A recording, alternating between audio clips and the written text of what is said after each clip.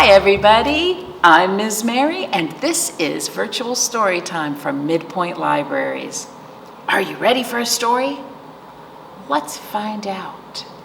If you're ready for a story, wave hello.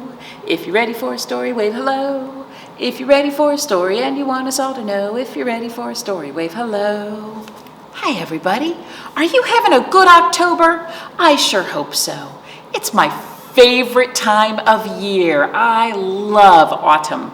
You know, autumn is another word for fall. Oh, it's my favorite time.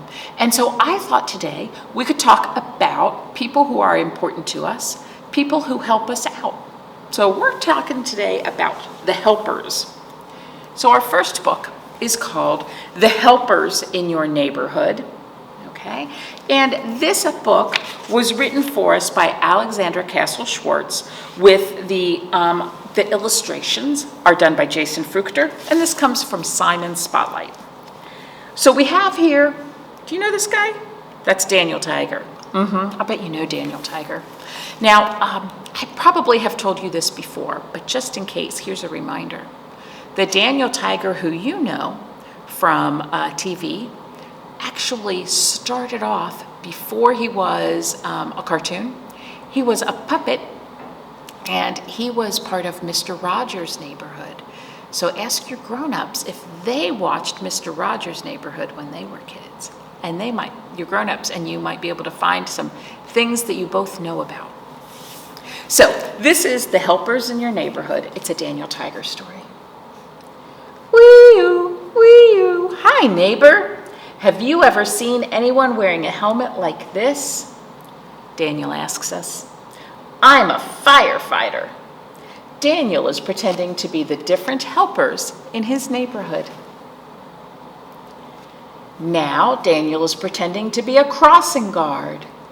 Stop, Daniel Tiger tells Dad. Dad waits for Daniel's signal. Now you may go, Daniel says. Who are the helpers in your neighborhood? Asks Daniel. Well, what do you say, Daniel? Says Dad. Let's find out. Terrific idea, says Daniel. He and Dad hop on trolley, buckle their seatbelts, and head out of the neighborhood of make-believe. Let's go see some of the helpers in another neighborhood, says Dad. Oh, what a beautiful day in this neighborhood. Daniel spots construction workers up ahead. I wonder what they are building, he says. They're working on a new apartment building. Many people will live there when that building is done, Dad says. The tigers wave and continue walking. A few blocks later, Daniel sees, do you know who that is? A mail carrier. He also works in the neighborhood.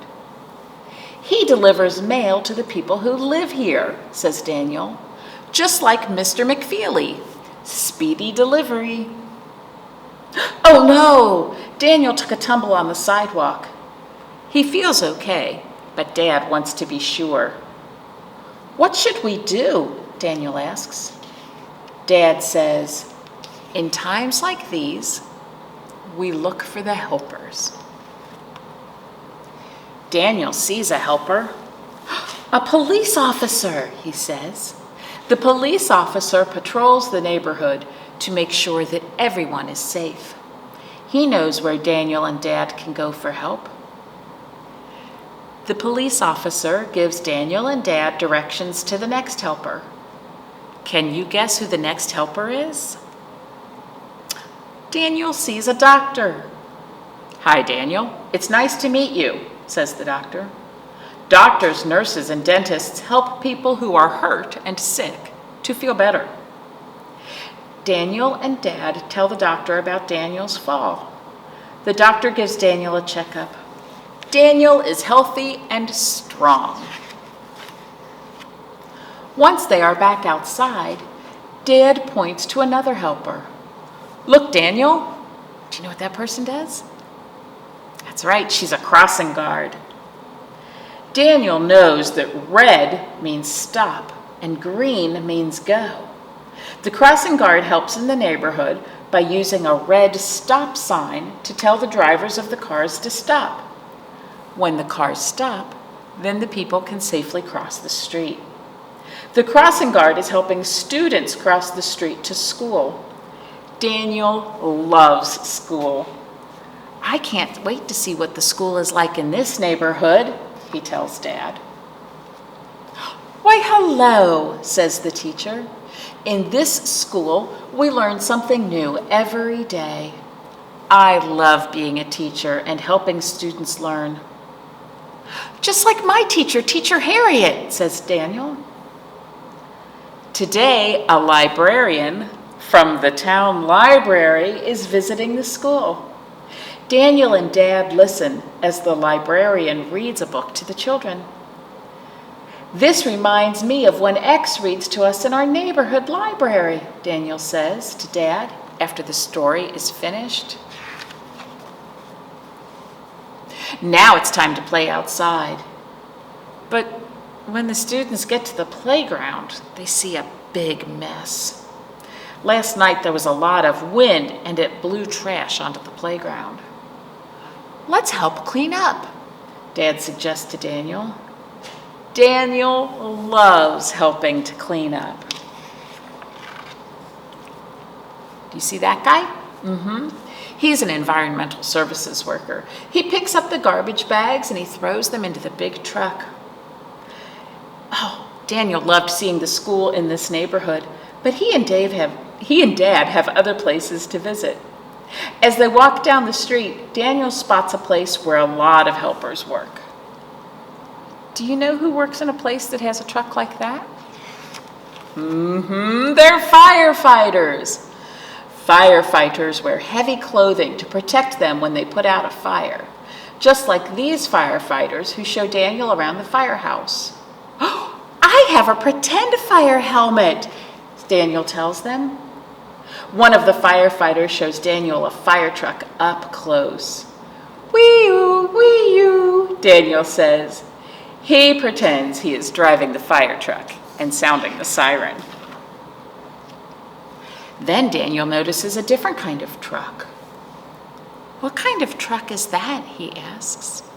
That's an ambulance, says Dad. Paramedics are people who help others when they are hurt or sick by taking care of them on the way to the hospital. The paramedics give Daniel and Dad a tour of the ambulance. Together, they show the different kinds of equipment they use to help people. Helpers come in all shapes and sizes. Dad and Daniel even visit a dog and her trainer. Daniel asks, "Is that puppy a helper?" "She sure is," says the trainer. "I am training her to be a guide dog. When she is ready, she will know how to lead people who cannot see or have trouble seeing. She will help them get to where they need to go." Daniel and Dad join the trainer and the puppy for a walk. As they walk, Daniel and Dad spot the trolley. Oh, it's starting to get late. "Time to head home," says Dad. "Gosh, we met a lot of helpers today," says Daniel. "And I see one more helper. You. What are some of the ways that you help?" "I love visiting helpers in your neighborhood. Ugga mugga." So that was the helpers in your neighborhood. So I wonder, what are ways that you help out in your neighborhood or in your house? I can imagine that you help by doing little things that you don't even think about that are very helpful. Like when you take off your dirty clothes and you put them in the hamper, that's helpful to your grown-ups, so all the dirty things are in one place. Maybe you help at supper time by setting the table, putting plates and forks and knives on the table. Or maybe you help with putting away the clean dishes after they've been washed and dried. That's one that my kids like to do, put away the silverware. There are lots of ways that you can help. Do you know what? They're not all things inside. Maybe when you go someplace and you have to open a door, you could hold the door for the person behind you. That's a very simple way to be a helper. Well, I have a little rhyme for us about community helpers. All right? So we'll say here, teacher, teacher, what do you do? I teach reading and writing too. Doctor, doctor, what do you do? I help you when you're sick with the cold or the flu. Firefighter, firefighter, what do you do? I help fight fires that might hurt you. Officer, officer, what do you do? I help you stay safe in all that you do. So I wonder if you know somebody who does each of these jobs. If you go to school, you know a teacher, or maybe you have an older brother or sister who goes to school, they have a teacher. I'm sure you know a doctor. No, my doctor doesn't look like this, but your doctor might. So I'm sure you know a doctor, and I hope that you have not had a firefighter come to your house, but I know that you can go to their house and visit the firefighters and what they do. And we see police officers helping people all over, don't we? Yeah. All right. I have another quick book about community helpers, specifically firefighters. And this one is called Hooray for Firefighters. This one was written for us by Tessa, Kenan, and it comes to us from Learner Publications, Bumba Books. Now, this book is a non-fiction book. Do you remember what that means? It means that it is not made up. They are true things in this book, okay? So we'll start here. Firefighters keep us safe. Firefighters work in our communities. They keep us safe from fires. Firefighters put out fires and they act fast. Sometimes they slide down a pole. So if your house has an upstairs and a downstairs, and you need to get from the upstairs to the downstairs really fast, you go down the steps, right? Sometimes you might run on the steps, which is really not safe because it's so easy to fall, right?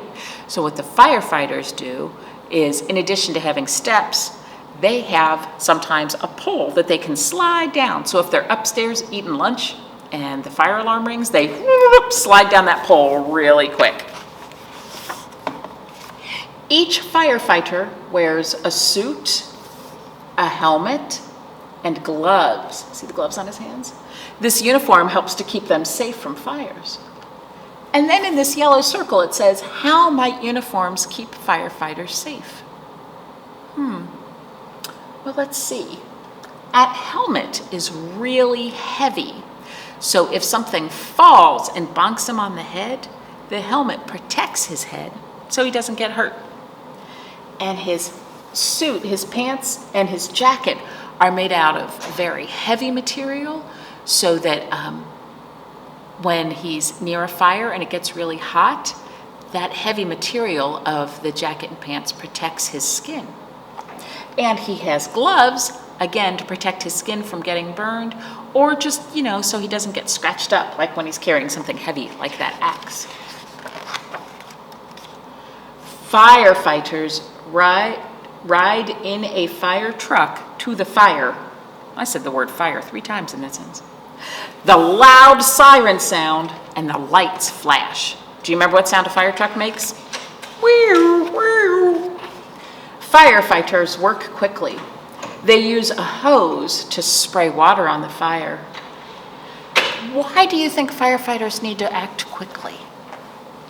All right, because fire spreads fast and they want to make sure that everyone is safe and things are not hurt. But some fires are in tall buildings, and for those, firefighters climb a ladder. The firefighter goes into the burning building and she looks for people who are inside. Now I want to talk about this picture for a minute. You can tell that there's lots of smoke around, and you can only see the shape of the firefighter and her flashlight.